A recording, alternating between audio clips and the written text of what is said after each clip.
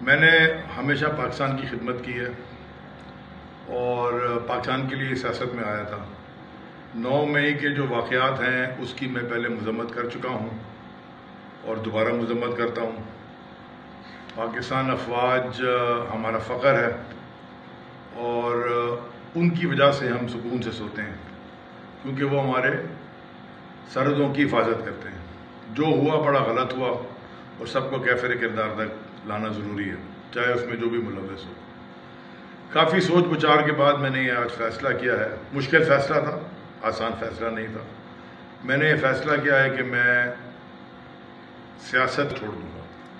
جب میں سیاست چھوڑ دوں گا تو پھر تحریک انصاف میں بھی جو میرا عہدہ ہے سندھ کی صدارت کا، کور کمیٹی کے ممبر کا یا MNA کا، سب سے میں استعفیٰ دیتا ہوں۔